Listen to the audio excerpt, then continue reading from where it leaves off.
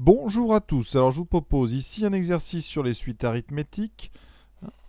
Donc on va considérer une suite arithmétique de premier terme u0 égale 2 et de raison 4 cinquièmes. Donc on va faire plusieurs choses. D'abord déterminer les termes, trouver l'expression de ce qu'on appelle le terme général, utiliser ce terme général pour déterminer u8 et u15 et ensuite faire un calcul de somme de termes successifs d'une suite arithmétique. Première question, déterminer u1, u2 et u3. Je vous rappelle quand même la définition d'une suite arithmétique. On dit qu'une suite est arithmétique si vous pouvez trouver un nombre R tel que, quel que soit n entier naturel, on est un plus 1 égale à un plus R. Ça veut dire que pour aller d'un terme au suivant, on va toujours rajouter le même nombre. On a ce qu'on appelle un processus additif, et ce nombre qu'on ajoute à chaque fois, c'est la raison. Ça veut dire que si votre nombre u0, eh bien, il vaut 2, bien, pour trouver u1, vous allez devoir tout simplement lui rajouter la raison qui ici est 4 cinquièmes. 4 cinquièmes, c'est la raison, c'est donné dans le texte. Donc on part de u0 égale 2, on rajoute 4 cinquièmes, on obtiendra u1. u1, ça sera donc 2 plus 4 cinquièmes. Ensuite, si vous voulez u2, il faut rajouter encore une fois 4 cinquièmes. On aura donc u1 plus 4 cinquièmes, donc 2 plus 4 cinquièmes, ça c'était u1, plus 4 cinquièmes. Et pour avoir u3, on rajoute une troisième fois, donc 4 cinquièmes. Donc on aura 2 plus 4 cinquièmes plus 4 cinquièmes plus 4 cinquièmes, et ainsi de suite. Alors, en général, on fait les calculs successivement. Donc 2 plus 4 cinquièmes, je vais le faire, u1, c'est donc 2 plus 4 cinquièmes. On va mettre au même dénominateur, donc 2, on va le multiplier en haut et en bas par 5, ça va me donner 10 sur 5 plus 4 sur 5, et j'obtiens 14 cinquièmes. D'accord? Je rajoute une fois 4 cinquièmes pour avoir donc u2. Et donc 14 5, 18 cinquièmes. Pour avoir u3, je rajoute une fois de plus 4 cinquièmes. J'aurai 22 cinquièmes. Donc vous voyez vraiment ce processus qui consiste à toujours ajouter le même nombre. Ça fait de cette suite une suite arithmétique de raison 4 cinquièmes. Deuxième question, déterminer l'expression du terme général un pour n entier naturel. Alors, première chose sur laquelle je peux vraiment vous donner un conseil, c'est d'apprendre le cours. Et le cours vous dit quoi? Bien que si la suite commence en u0 et a pour raison r, son terme général, ça sera u0 plus n fois la raison. Pourquoi? On peut l'expliquer, un peu en tout cas intuitivement. On voit bien qu'ici, pour aller de u0 à u1, j'ai rajouté une fois la raison. Pour aller jusqu'à u2, on a rajouté 2 fois la raison. Pour aller jusqu'à u3, on a rajouté 3 fois la raison. Donc, si on reproduit ça, pour aller à un, vous allez devoir donc partir de u0 et lui rajouter n fois la raison. Donc, cette formule, elle peut se comprendre intuitivement. Et pour l'appliquer, en tout cas pour la trouver, c'est très simple. On écrit donc u0 égale, enfin un égale u0 plus n fois r. D'accord? Alors, vous l'avez peut-être dans votre cours sous une autre forme, u0 plus rn. Ça revient exactement à R. Au même, on a R d'abord, c'est tout. U0 ici, c'est 2, plus R qui vaut 4 cinquièmes, 2 plus 4 cinquièmes fois N. Voilà. Vous pouvez après l'écrire, si vous voulez, 4 cinquièmes fois N, plus 2. Regardez, si je remplace N par 1, dans cette formule, j'obtiendrai U1 égale 4 cinquièmes plus 2. Ou 2 plus 4 cinquièmes. U2, j'obtiendrai donc 4 cinquièmes fois 2 plus 2. Et en mettant tout au même dénominateur, j'obtiens bien 8 cinquièmes plus 10 cinquièmes. Je retrouve, vous voyez, 18 cinquièmes. Et donc cette formule elle va vous permettre de déterminer n'importe quel terme directement. U10, U20, U50, U10 000 si on a envie, directement, sans avoir besoin de passer par tous les termes qui sont avant. Troisième question, déduire donc de ce qu'on vient de faire U8 et U15. Eh bien, UN, donc, je vous répète, c'est donc 4 cinquièmes fois n plus 2. Donc si j'applique ça pour n égale 8, donc pour n égale 8, j'obtiens U8 égale 4 cinquièmes fois 8 plus 2.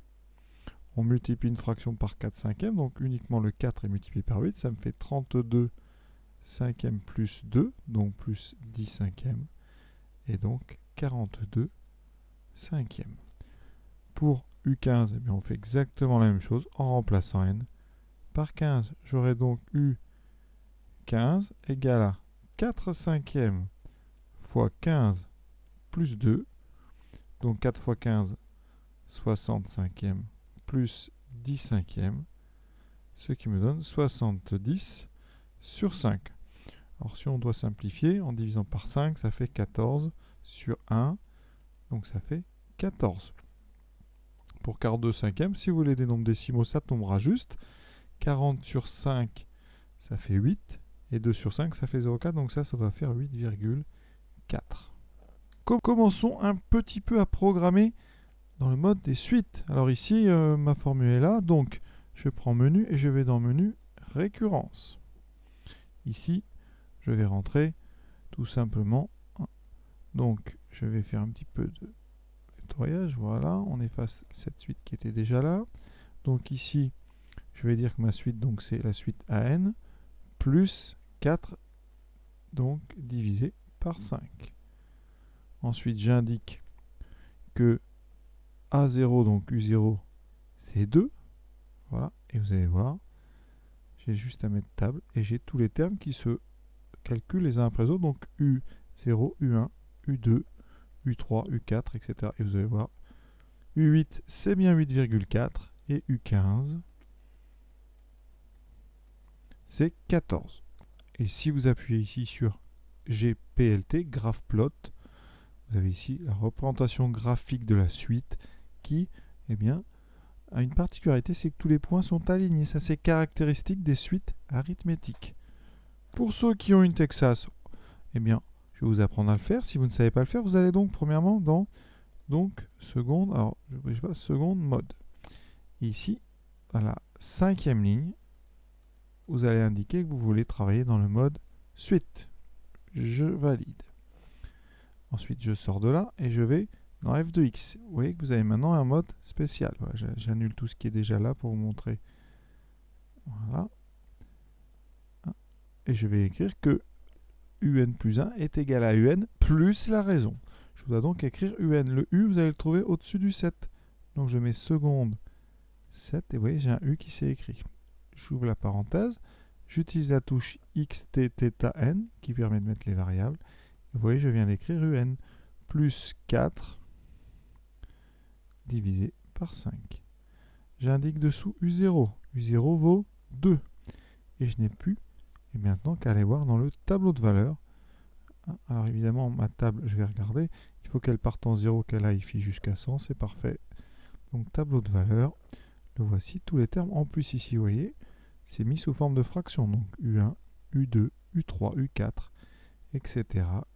On vérifie U8, c'est 42 sur 5, ce que j'avais trouvé. Vous voyez, là vraiment, on a exactement la bonne écriture. Et pour U15, on a bien 14.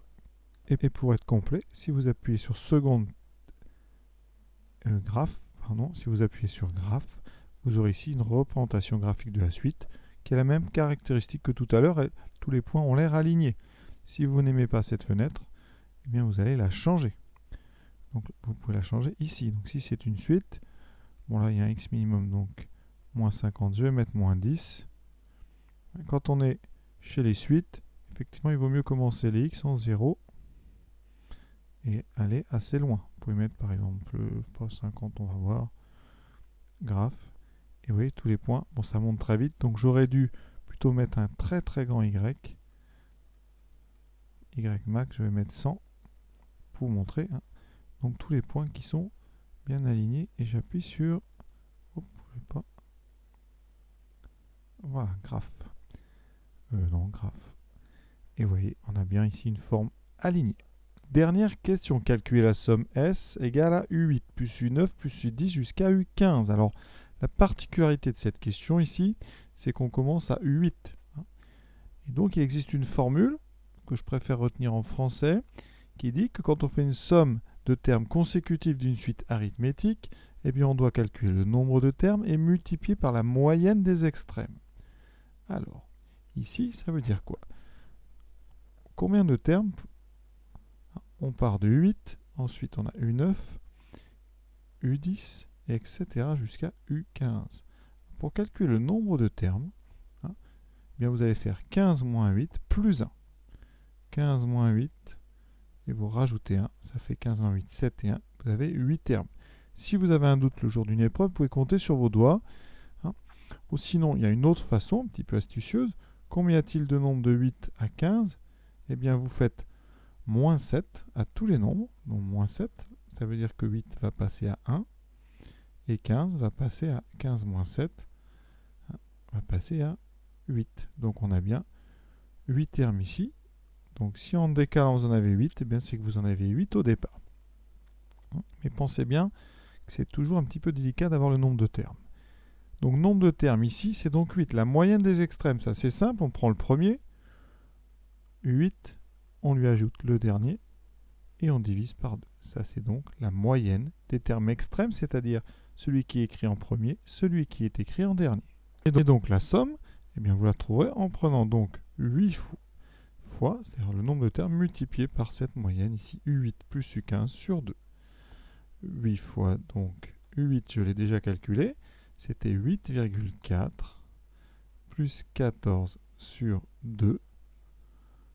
8 plus 14, ça fait 22,4 divisé par 2, 11,2. Donc 8 fois 11,2. Et donc ça fera 89,6. Dernière petite précision. Si dans votre cours, vous avez la formule que j'ai écrite au milieu avec P et Q, il faut comprendre ici que UP, c'est donc le premier terme qui apparaît, c'est U8. Donc ici, vous devez comprendre que P est égal à 8. Que vous allez faire donc U8 plus U9 plus U10, etc. jusqu'à U. Ici, nous, on va faire 15. Donc là, ça veut dire qu'on comprend que Q est égal à 15. Et donc, quand on applique, on aura ici donc 15 moins 8 plus 1. C'est ce que j'ai fait tout à l'heure quand j'ai calculé le nombre de termes. Multiplié par UP plus UQ, c'est-à-dire, vous devez reconnaître ici, U8 plus U15, divisé par 2, c'est donc la moyenne entre le premier terme qui est écrit et le dernier terme, ce qu'on appelle la moyenne des extrêmes. Voilà donc pour cet exercice. J'espère que vous avez bien compris tout ça. Je vous souhaite une bonne fin de journée à tous et à bientôt, j'espère.